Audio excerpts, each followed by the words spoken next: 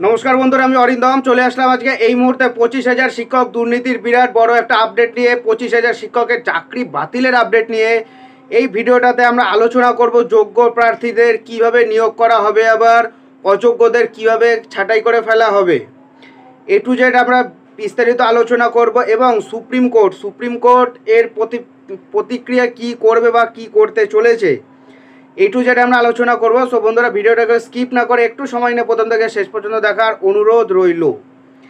25,000 শিক্ষক দুর্নীতি মামলা, এসএসসি দুর্নীতির চরম সীমা পর্যন্ত এরা পৌঁছে গেছে।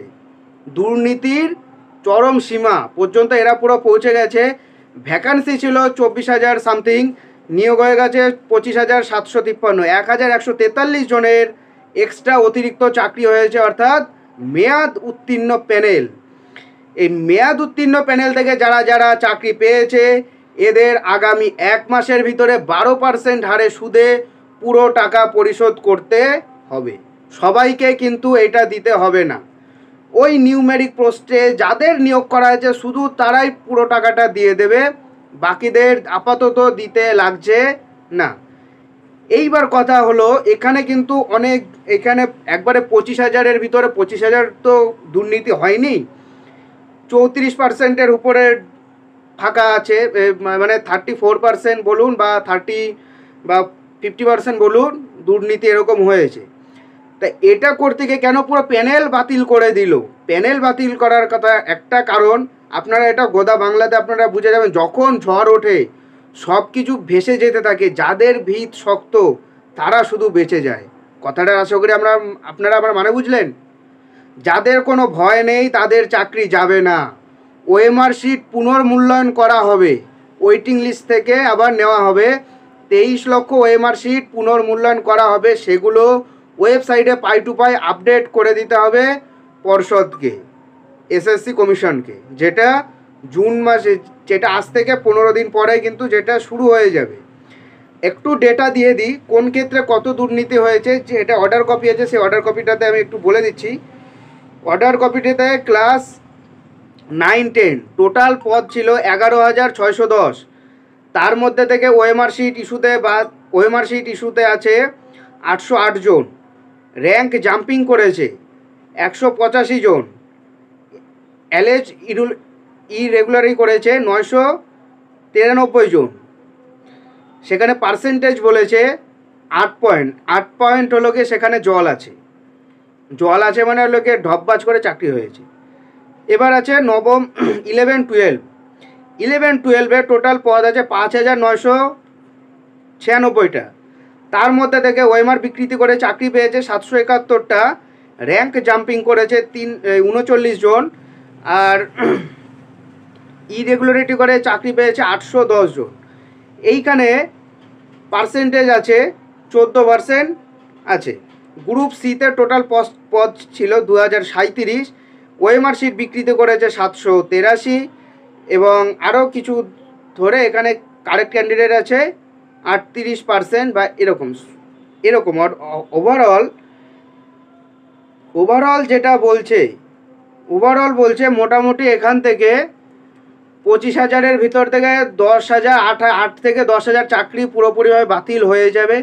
বাকিগুলোর চাকরি কিন্তু বাতিল কিন্তু হবে না এই মুহূর্তে। তাদের আবার হলো গিয়ে ওএমআর শিট তাদের ভেরিফিকেশান করবে, মানে পুনর্মূল্যায়ন করবে। তাদের ভাইবার সঙ্গে নাম্বার অ্যাড করে তাদের আবার পুনরাতে জয়েন করা হবে। যারা ফ্রেশ ক্যান্ডিডেট আছো তাদের এখানে কোনো চাপ নেই। যারা ওএমআর বিকৃতি করেছো তাদের সম্পূর্ণভাবে চাকরি নট আজকে থেকে হয়ে গেল, পরবর্তী আর কোনো এটা নিয়ে কেস করা যাবে। এইবার বলছি সুপ্রিম কোর্টে গেলে কি ইফেক্ট পড়তে পারে। সুপ্রিম কোর্ট থেকে এই কেসটা কিন্তু 346টা কেস সুপ্রিম কোর্ট থেকেই কিন্তু এটাকে কিন্তু ফেরত দিয়ে দেওয়া হয়েছে। সুপ্রিম কোর্ট থেকে বলেছে এত কেস তোমরা হাইকোর্টে দেখবে, সেই ডিভিশন বেঞ্চটা আমরা তৈরি করে দেবো। সুপ্রিম কোর্টের সুপারিশে ডিভিশন বেঞ্চ তৈরি করা হয়েছে। সেই ডিভিশন বেঞ্চ রায়, অর্থাৎ এটা সুপ্রিম রায়, পর্ষদ সুপ্রিম কোর্টের কাছে যাবে। সুপ্রিম কোর্ট কিন্তু কেসটা কিন্তু শুনবে না। একটা কারণে শুনবে না, সে শুনবে হয়তো কেসটাকে হয়তো একটুখানি মডিফাই করতে পারে, বাট চাকরি নট, এটা ফাইনাল, এটাই সুপ্রিম রায় হিসেবে মানতে হবে। তবে রাজ্য কিন্তু সুপ্রিম কোর্টে কিন্তু গেছে, আগামীকাল কিন্তু থেকে কিন্তু কেস এরা ফাইল করবে, অর্থাৎ আর আগামী 10-15 দিনের মধ্যে কিন্তু শুনানি কিন্তু হবে। সেখানে কিন্তু আপনারা জানতে পারবেন যে এটাই কিন্তু সুপ্রিম রায়, কারণ এটা সুপ্রিম কোর্টের পরামর্শ অনুসারে কোর্ট ডিভিশন বেঞ্চ গঠন করা হয়ে গেছে। কারণ যে বিচারপতি শুনবে সেটা সুপ্রিম কোর্ট থেকে নিয়োগ করেছে, এবং সেটা আমাদের রাজ্যের যে টিএস শিবজ্ঞানম আছে প্রধান বিচারপতি, উনি এটা ঠিকঠাক করে দিয়েছে এই ডিভিশন বেঞ্চ। অর্থাৎ 99% চান্স এই রায় বদলাবে না। সো আমি কিন্তু বলে দিলাম যে কিভাবে আবার এদের পুনর্নিয়োগ করা হবে। তার জন্য গাইডলাইন আছে 15 জুন। 15 জুনের পর থেকে আবার এর নিয়োগ প্রক্রিয়া আবার শুরু হবে। মানে আগামী 15 দিন এখান থেকে কিন্তু পর্ষদ কিন্তু আপনাদের কিন্তু আবার কিন্তু নোটিশ প্রোভাইড করবে আগামী 15 দিনের ভিতরে, এবং 3 থেকে 4 দিনের ভিতরে নোটিশ প্রকাশ করবে যে এত হাজার চাকরি শিক্ষকের চাকরি যে প্যানেল বাতিল, এর একটা নোটিশ দেবে। আরেকটা নোটিশ দেবে যেটাতে থাকবে হলো গিয়ে ওই 15 দিনের পর থেকে যে নিয়োগ কাজ শুরু করবে। সো এইটা কিন্তু হবে এখনও পর্যন্ত যেটা আছে সেটা।